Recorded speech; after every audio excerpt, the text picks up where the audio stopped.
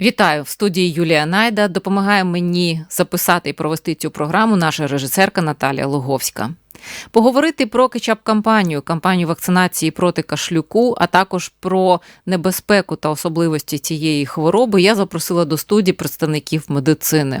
Отже, про кампанію вакцинації я буду говорити з моїми гостями і зараз я їх представлю.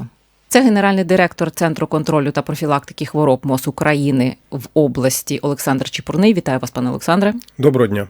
Та лікар-інфекціоніст обласної дитячої лікарні Володимир Андрющенко. Вітаю вас, пане Володимире. Вітаю.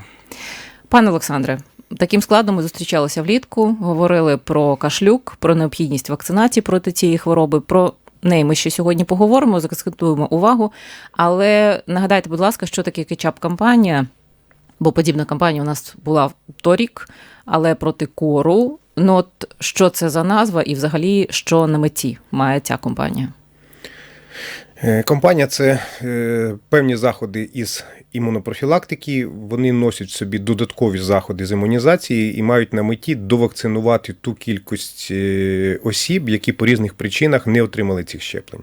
Зараз у нас в країні така ситуація, що по різних причинах або не мали доступу до щеплень, або були відсутні імуноблогічні препарати, внутрішньопереміщені особи, зовнішнє переміщення, повернення назад. І як показали результати аналізу щепленості населення, то на минулий рік цей показник складав близько 70%, а це дуже низький показник, і це був ризиком саме по збільшенню розповсюдженню епідемічного росту захворюваності саме по кашлюку, дифтерії і правцю.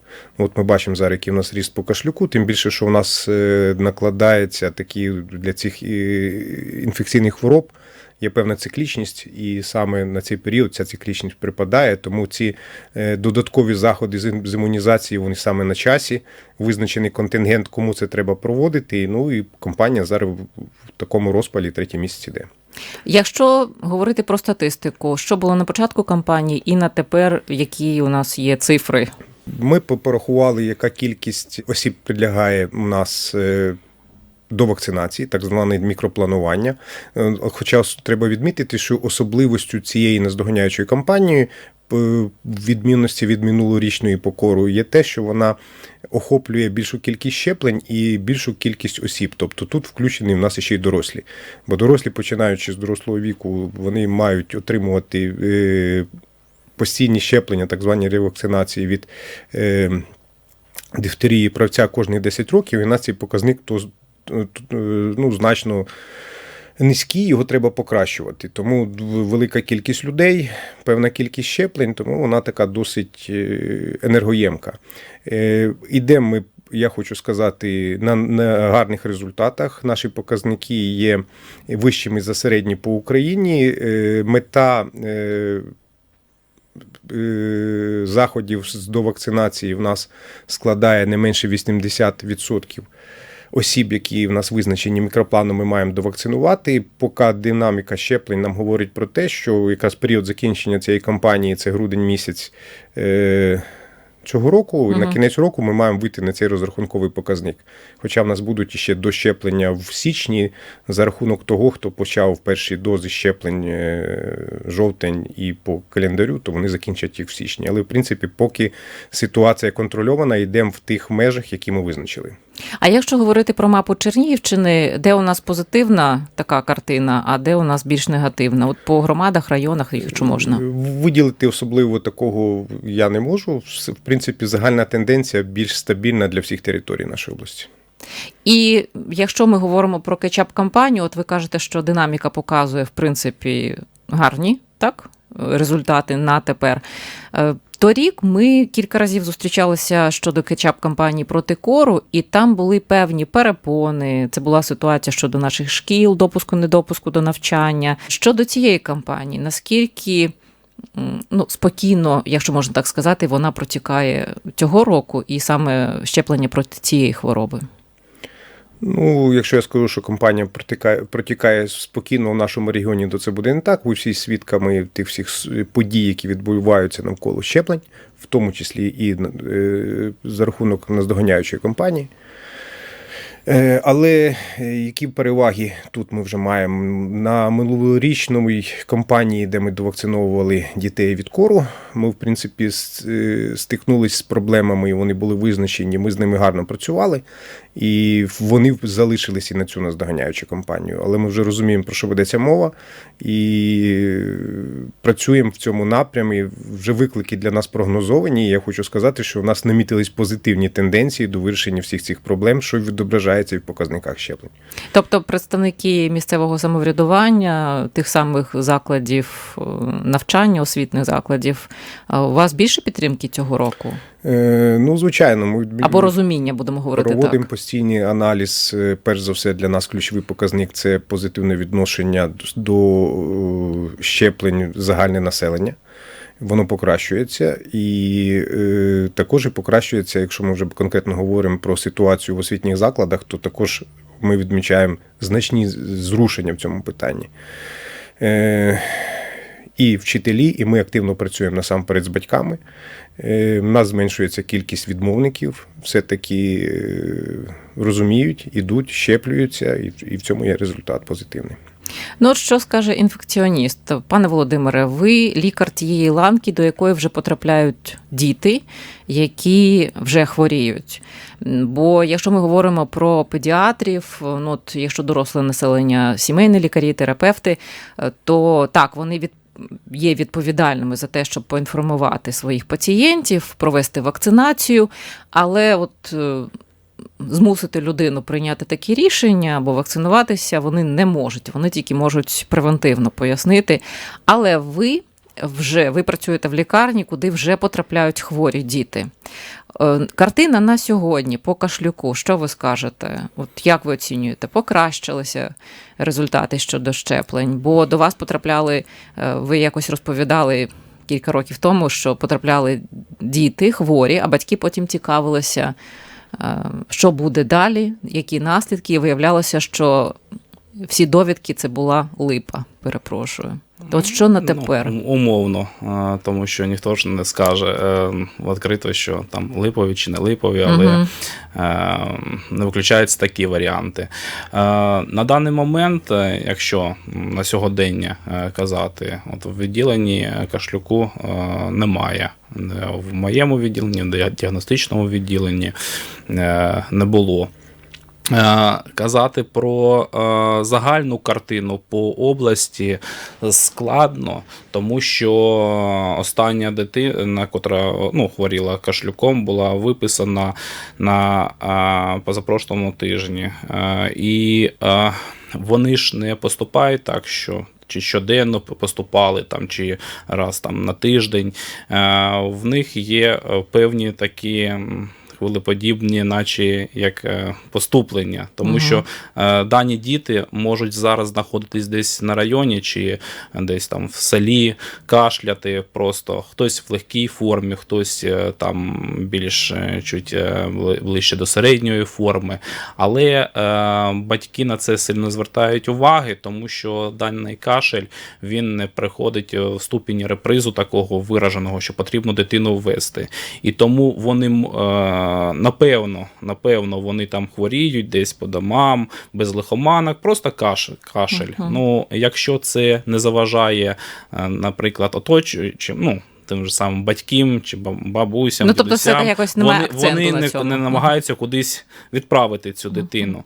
А якщо оцінювати більш тяжкі випадки, то також складно сказати, наскільки попереджене це захворювання, тому що компанія, при початку даних компаній зазвичай потрібен час, щоб всі ці прошарки були вакциновані і обмежена передача віруса.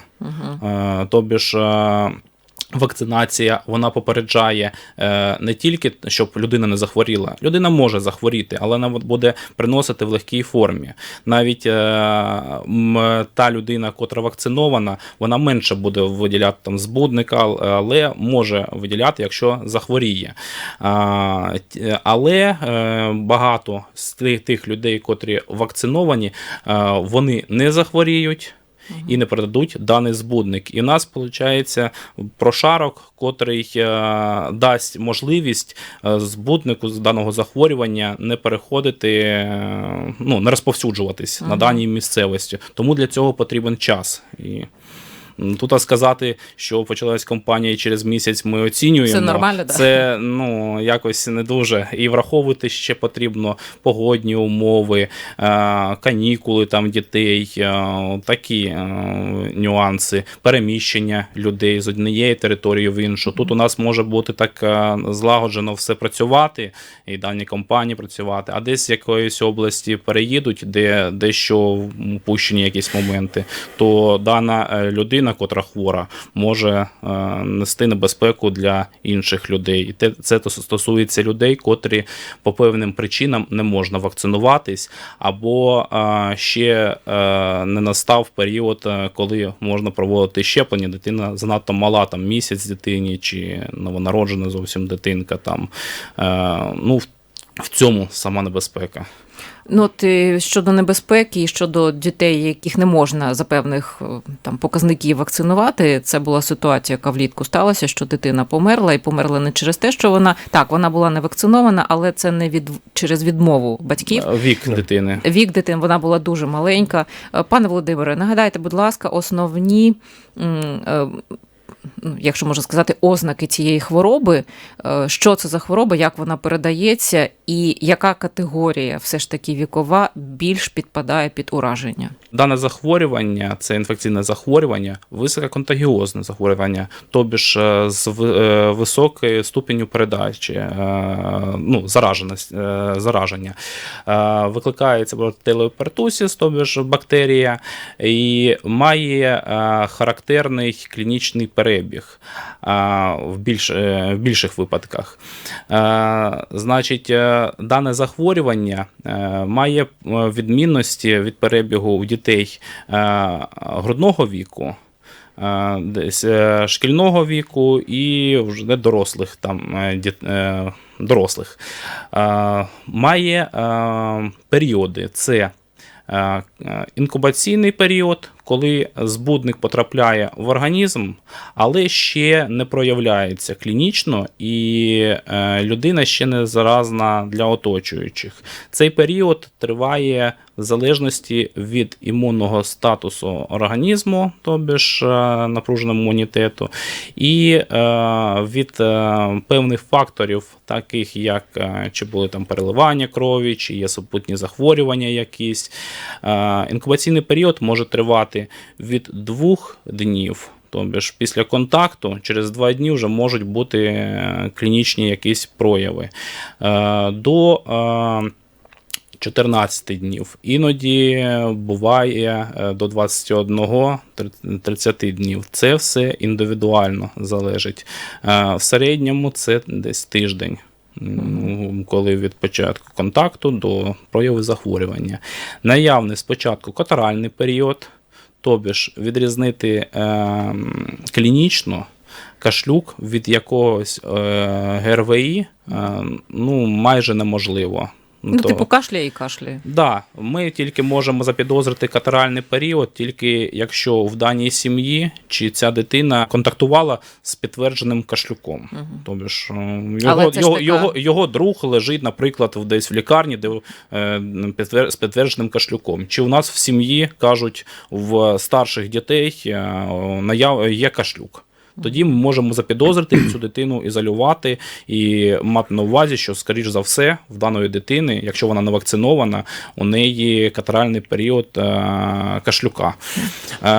Катаральний період, в катаральний період може бути температура як софібрина, тобі ж там 37,5, 37,4, 37,2, до фібрини там 38, короткотривало. Кашель може бути, як в залежності, звичайно, від віку дитини. Кашель може бути в старших, це як при трахеїті, так і надсадний, він кашляє при зміні температурного режиму, десь з холодного в тепле, більш надсадно починає кашляти.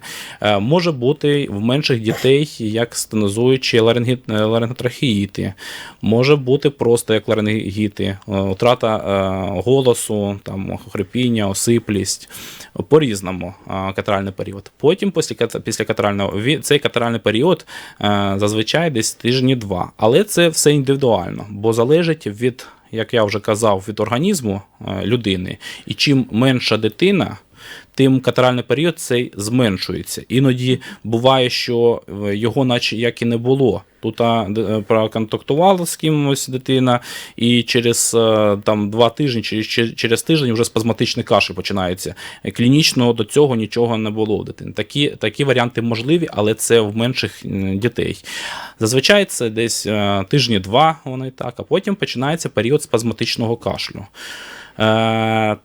Це кашель, котрий періодично, періоди цього кашлю можуть бути як 5 разів за добу покашляти, так може бути і 50 разів. Напад, котрий настільки сильний, кашльовий рефлекс, що аж до блювання, іноді в дітей вуздечка язика підривається, зубам прикушують. Бувають настільки кашляють, що судини склер не витримують і крововиливи в склерах. В очах. Такі моменти бувають. Були у нас такі діти, котрих навіть білки очей були рожеві, червоні. Були такі моменти. В менших дітей, ще там новонароджені, все, можливі навіть грижі, котрі на фоні кашлю, розриви діафрагми, багато всяких нюансів. Падіння прямої кишки, це у менших також дітей. Кашель, він проявляється як репризом. Тобто закашлюється, потім глибокий вдох зі специфічним таким от присвистом.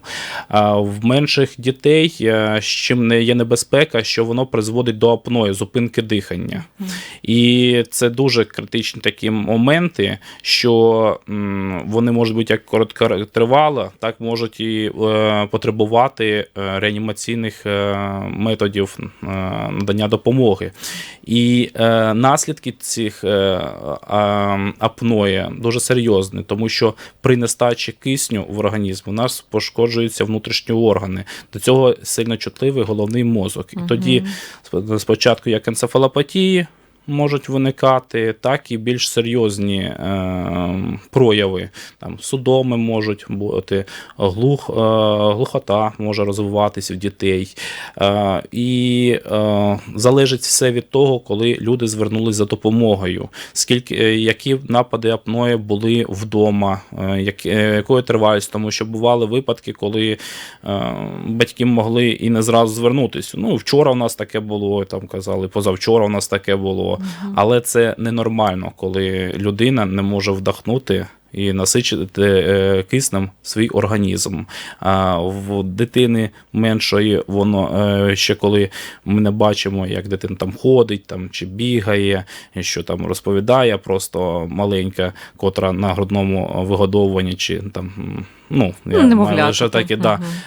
А потім, коли розвивається після даного захворювання, вже розвиток, ми бачимо наслідки вже неврологічні, це дуже прикро таке бачити і чути, що ми могли попередити такі серйозні наслідки в плані того, що попередити вакцинацією і певними такими от.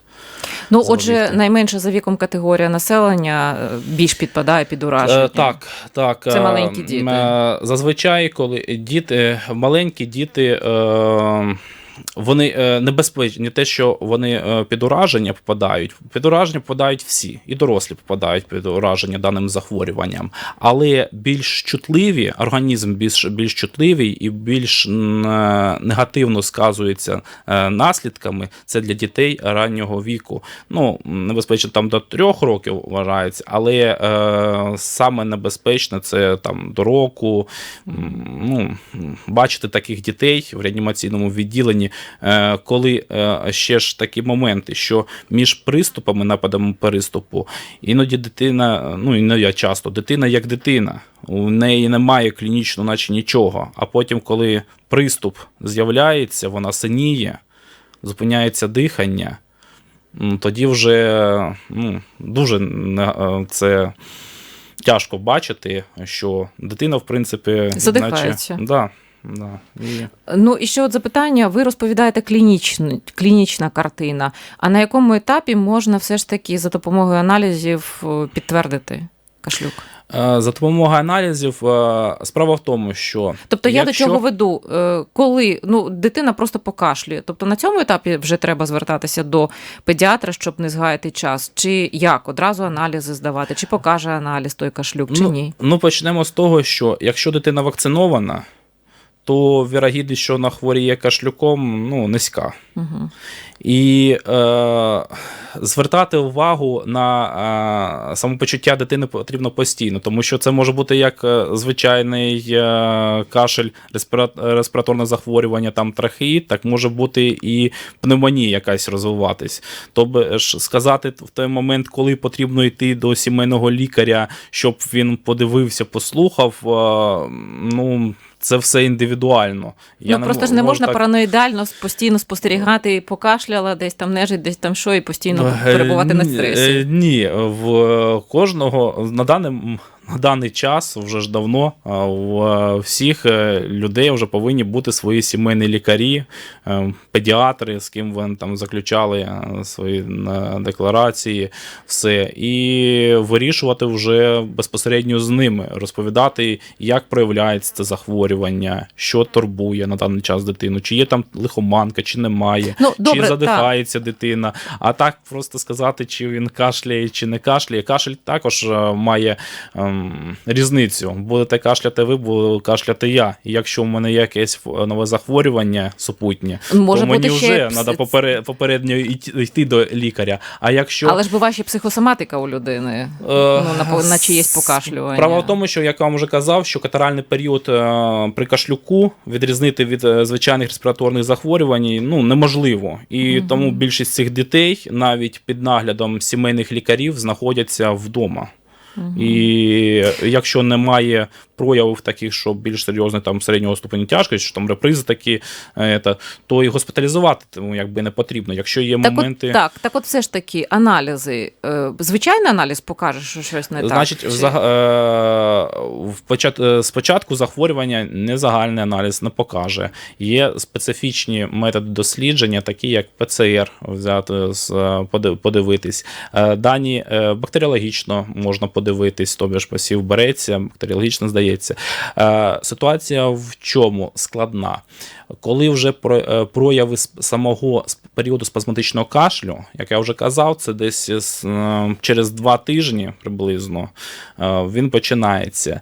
І не завжди при цьому ми можемо виділити бактеріологічно, особливо бактеріологічно, це дуже чутливий метод в плані того, що як поживне середовище приготовлене, як воно там росте. І якщо навіть негативний результат бактеріологічний, ми все рівно повинні підозрювати, що в даної дитини може бути кашлюк. Це дуже чутливий сам механізм, і дуже багато чого залежить від самої лабораторії і від того, як доставлений транспортували сам мазочок. Бактерії в оточуючому середовищі, вони настійкі. На них ультрафіолет діє, висушування діє, десь засоби діють. хворіють, вони також хочуть якось жити. Ну, ми говорили, що віруси пристосовуються, вони маскуються, бактерії, вони да. хочуть жити, вони виживають. Да, але вони також дуже хрупкі в оточенні, тому їх потрібно якомога швидше взяти, там, доставити. Але коли починається період спазматичного кашлю, вже в носоглотці може не бути тієї концентрації бактерій, скільки потрібно, тому що заразна людина вважається більш заразна до 3 тижнів захворювання. Потім це все індивідуально, звісно, хтось довше, хтось менше. Ну, ви говорили, так. Да, і чи отримував антибактеріальну терапію, чи не отримував. Є ще ПЦР. Тобі ж дивляться, також береться мазок, це швидше метод робиться, тому що не потрібно висіяти і очікувати, що коли виросте. А також дуже чутливий метод, він стоїть коштів більших, чим інші там методи, але він досить чіткий. Можна підтвердити, а це вже більше як постфактум враховується. ІФА, тобі ж імуноглобуліни М подивитись у дитини, але вони починають з'являтись, у нас антитіла такі, щоб вже лабораторія показала. Вони раніше з'являються, але є певний титр, да, коли вже бачимо безпосередньо. На жаль, при даному захворюванні вони чутливі, це десь після 21 дня, тобто після 3 тижнів ми вже можемо бачити. А у нас є 3 тижні, нам потрібно ще ж і лікування якось визначити. Дитину вже можна і виписати за цей час, щоб вдома вже сиділи долікуватись. Тому зараз акцент більше це на ПЦР робимо при можливості. Клінічно також можна ставити даний про клініку, діагноз. ми говорили. Отут доречно запитати, пане Олександре, у вас є лабораторія, до якої також надходять ці зразки, які досліджуються. Наскільки взагалі на сьогодні легко або важко саме підтвердити кашлюк? Як уже говорив колега, я з ним повністю погоджуюсь. Прямим бактеріологічним методом підтвердити дуже важко. Але є випадки, і вони підтверджуються, і існує декілька лабораторних методів підтвердження кашлюку. І на кожному етапі, про який говорив вже знову ж колега, це початок захворювання, активна фаза, і застосовуються різні методи досліджень. Це і прямий посів на виділення, бактеріологічні методи, метод ПЛР і серологічні методи відносно імуноглобулінів, наростання їхнього титру, що дає можливість лабораторно підтверджувати діагноз. Але зараз превалюючий фактор все-таки це швидка клінічна діагностика, тому що ми напряму співпрацюємо з лікувальною мережею, і настороженість в лікарів є. Чому вона є? Тому що всі розуміють, який зараз у нас рівень імунного захисту, і для цього саме проводяться доганяючі заходи з імунізації, і ризик виникнення даного захворювання при характерних симптомах він буде. Плюс в нас є показники епідеміологічні, тобто рівня захворюваності. Станом на даний момент у нас зареєстровано 102 випадки кашлюку. За який період? За цей рік. За цей рік. В минулому, позаминулому році в нас не було жодного випадку захворювання на кашлюк. Це вже насторожує про те, що епідемічний процес саме до цієї інфекційної нозології, він знаходиться в активній фазі. І коли виникають якісь певні такі характерні симптоми, саме про які вже говорили, які відносяться до даного захворювання, то вже потрібно ставити діагноз кашлюк і далі вже проводити паралельно з лікуванням лабораторне підтвердження. Хоча не завжди лабораторне підтвердження нам дає підтвердження, що це саме кашлюк, але ж наш результат вилікувати хворого. А ця цифра, яку ви називали, це діти чи є дорослі також? Це різна категорія дітей. Дивіться, якщо ми маємо 102 випадки, то превалююча кількість у нас це діти до року, це 23 випадки. Потім діти 1-4 року – це 19 випадків. Діти 5-9 років – також 19 випадків. 10-14 років – 20 випадків. 15-17 років 15 випадків, 18 і старше 7 випадків. Тобто все-таки найбільша вразлива група, якщо дивитися по цій статистиці, яка є в нас, це діти до року, ну і потім, відповідно, діти, які відвідують дитячі садки, йдуть в школу, а далі вже воно так зменшується.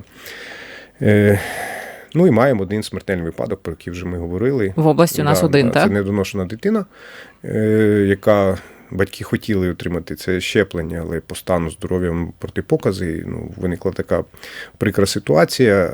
Але в цій ситуації один мінус те, що кашлюк передбачає вакцинацію вагітних жінок в період вагітності, для того, щоб саме в період, коли дитина народиться і ще не можна проводити по часу щеплення, тобто вона антитіла отримала мами їй передаються. захист від мами. Тому тут важливо саме дотримуватися оцього обов'язкового щеплення саме вагітним, для того, щоб в період, коли розпочнеться щеплення, захистити дитину антитілами, які передаються від матері. У нас картина з цим як? Є у вас такі дані? Картина неоднозначна, і вона, скажімо так, і характерна до взагалі відношення до імунопрофілактики. Якщо ми говоримо про позитивне ставлення, то ми відмічаємо покращення, але бажаємо набагато мати кращі показники. Я маю на увазі щодо вагітних, які згоджуються. Не всі погоджуються, тому що все рівно треба відмічати, що в нас є значна категорія осіб, які негативно відносяться до щеплень, не отримують щеплення, і ми намагаємося всілякими шляхами переконати, що це треба робити. Ситуація міняється, але хочеться, щоб вона мінялась більш краще. Тому що якщо ми говоримо зараз про показники якісь відносні, виконання плану щеплень, ходу кампанії, то це все відносні показники. Все це залежить від того, як сформований план, як порахувалась кількість осіб, які підлягають цьому процесу. І аналізуючи цю ситуацію, ми вже приходимо до висновку, що воно, в принципі, є показник відносний, а є показник реальний. Реальний імунного статусу саме контингенту, який підлягає щеплень. То, на жаль, вони різняться. І це пов'язано в переважної більшості з багатьма факторами. Це, перш за все, в недоліках в плануванні. І ми вже визначили це питання як один з пріоритетних недоліків, які нам треба пропрацьовувати разом з лікувальною мережою. До речі, у нас на днях було засідання колегії управління охорони здоров'я, де розглядалося це питання. І прийнято рішення терміново пропрацювати це питання для того, щоб на слідуючий рік вийшли на максимально реалістичні показники щодо планування, тому що це напряму нам дає розуміння нашого колективного захисту. І паралельно з проблемами, які були в нас в минулому році з наздоганяючою компанією «Покора», у нас виникли нові такі супротиви. Коли я дуже дякую, по-перше, за позиції керівників навчальних закладів, які, хочу сказати, однозначно в переважній більшості прийняли принципову позицію і чітко відносяться до допуску невакцинованих дітей до офлайн-навчання.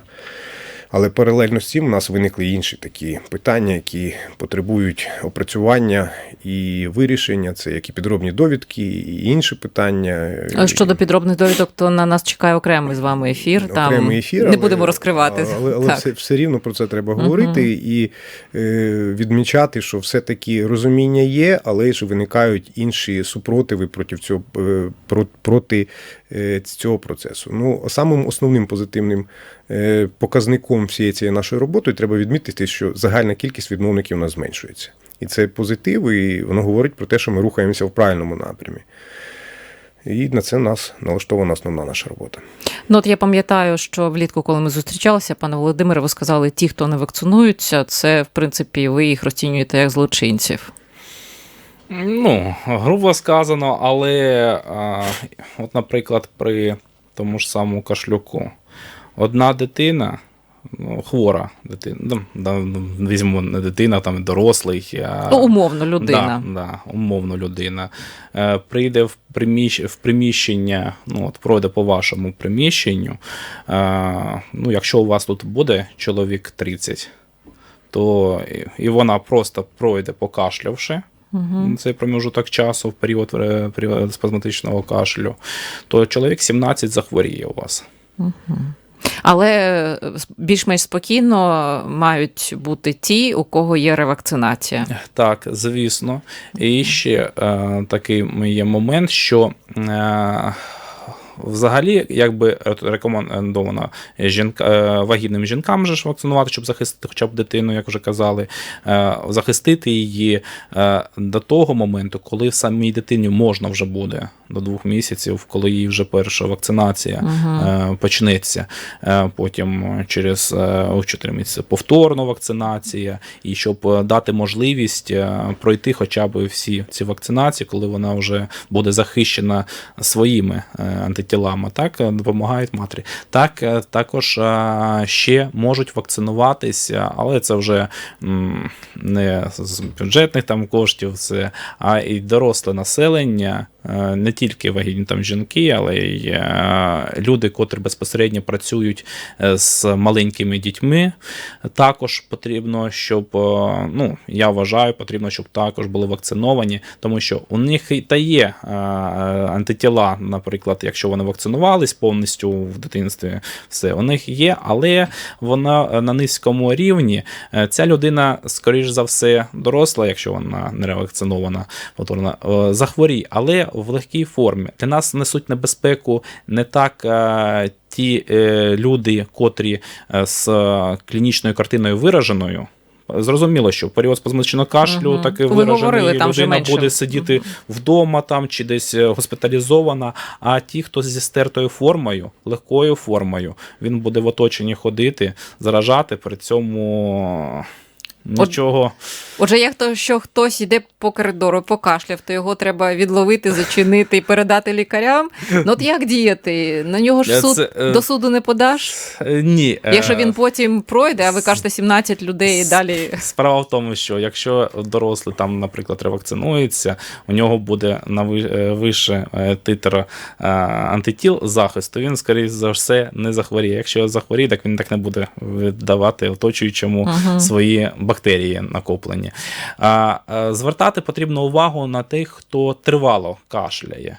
Тобі ж без якихось там лихоманок, там такого плану, що не підходить там інші захворювання.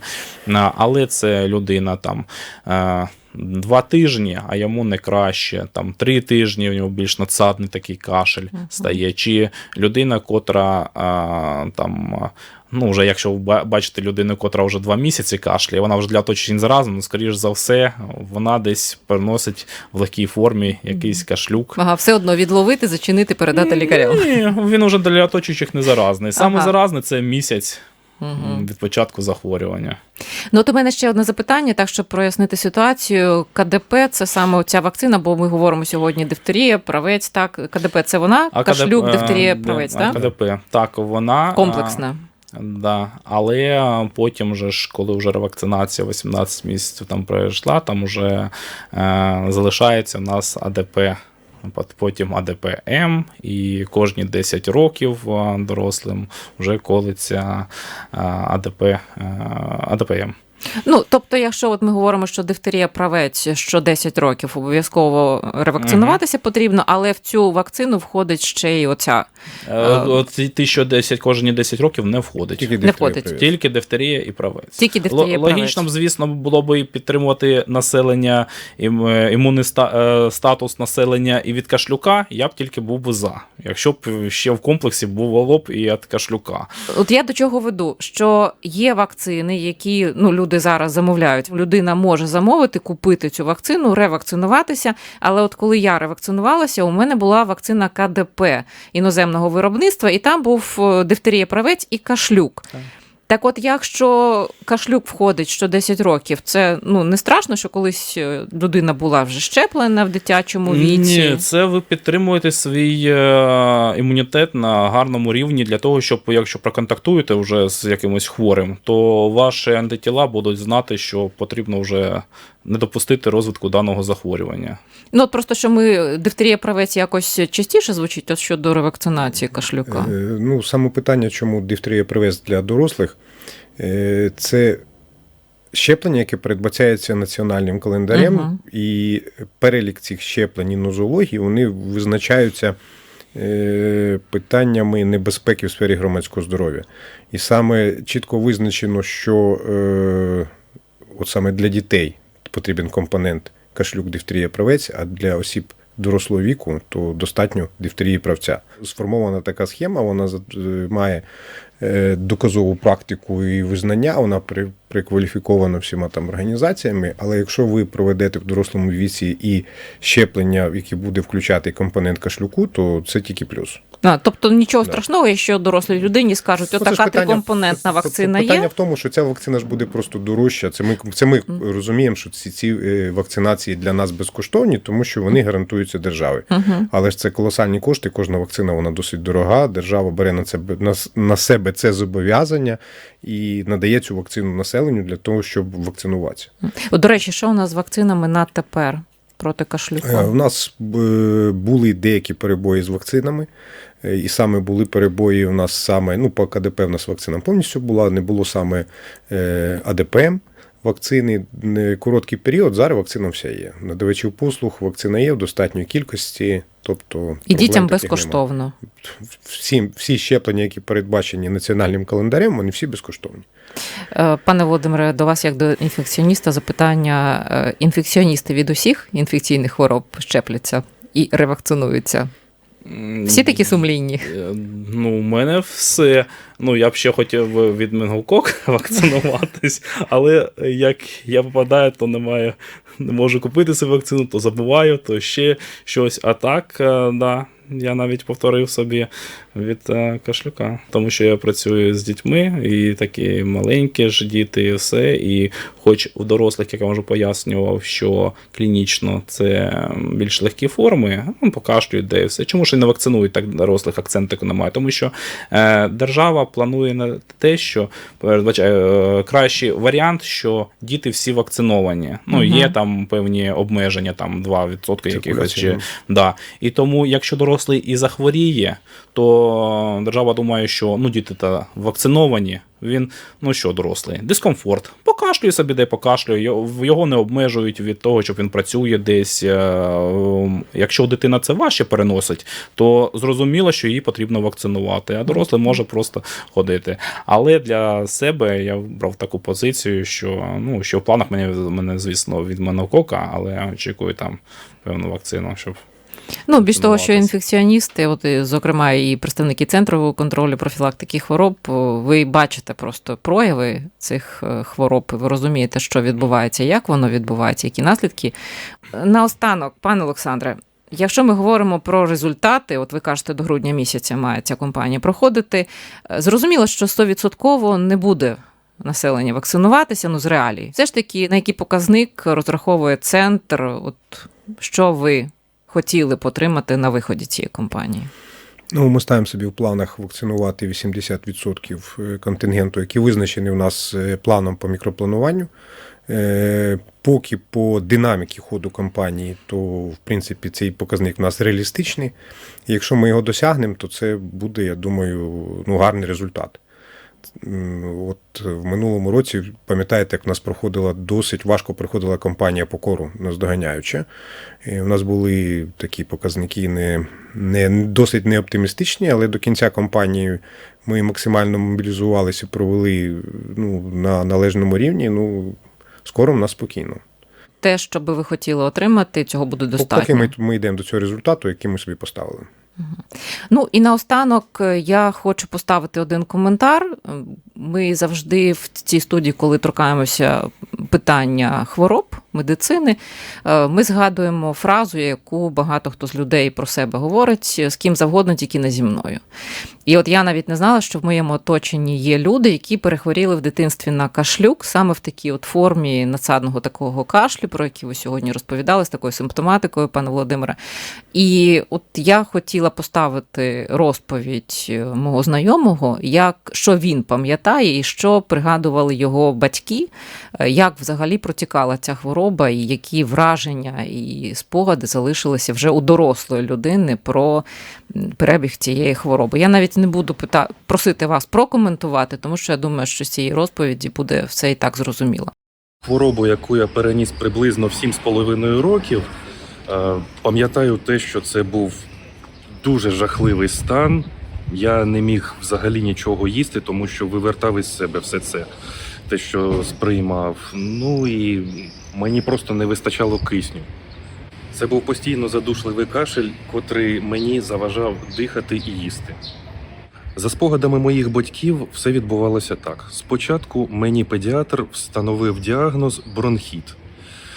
Почали лікувати, але безрезультатно. Коли кашель вже переріс до стадії, коли я не міг сприймати взагалі нічого з їжі, то звернулися ще раз і перездавати аналізи. Але коли вже звернулися до інфекційного відділення, саме там встановили діагноз кашлю.